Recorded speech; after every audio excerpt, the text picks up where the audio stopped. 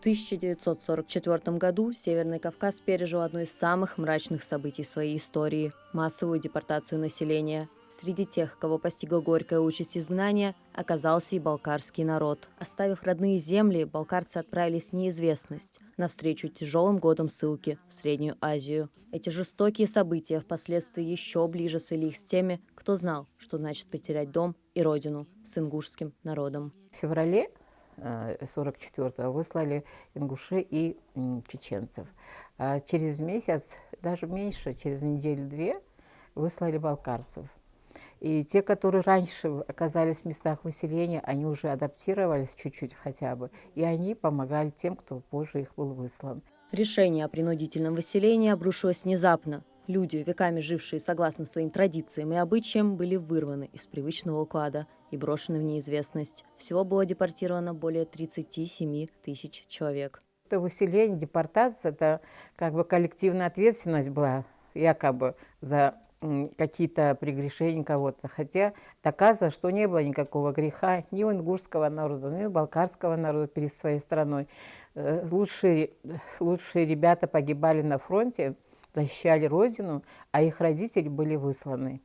Это такая была ситуация, это сталинизм, который приравнен к фашизму, и мы должны это осуждать. Насильственное выселение привело к негативным долгосрочным последствиям: уничтожению части этноса, ликвидации государственности, разрушению экономического развития. И без того немногочисленный балкарский народ стал еще меньше. К октябрю 1948 года численность балкарцев достигла самого низкого показателя – около 37 тысяч человек. На уровне государства балкарский этнос, как и другие репрессированные народы, перестал существовать. Те народы, которые проживали там в Казахстане, и местные народы, это казахи, и ранее депортированные немцы по Волжье, татары, они все поддерживали друг друга. И, наверное, что они выжили, что они смогли из этой ситуации вот так достойно выйти, выжить, благодаря тому, что они очень сильно поддерживали друг друга.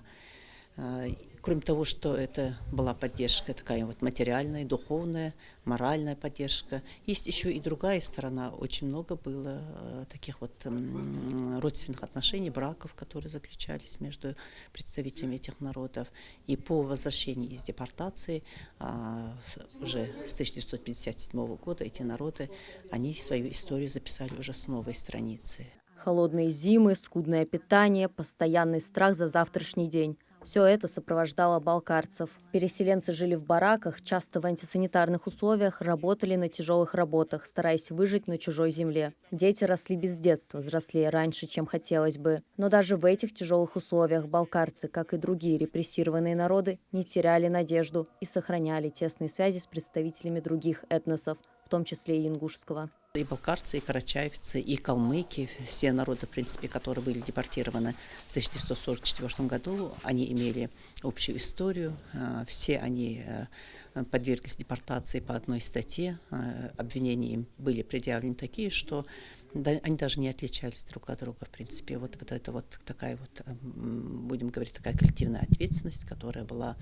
возложена на тех людей, которые в годы Великой Отечественной войны, когда основное мужское население находилось на фронтах Великой Отечественной войны, женщины, дети, старики, больные, они все были высланы в Среднюю Азию, в Казахстан. Хотя обе нации и прежде имели тесные связи, испытания депортации только усилили их. За 13 лет ментальность и культура ингушского и балкарского народов пережили сближение. В ингушском языке, например, есть немало заимствованных тюркских слов. И историки не отрицают, что смешение могло произойти в годы депортации. Если говорить о том, что вот как формировался менталитет, характер этих народов, то здесь тоже очень много общего.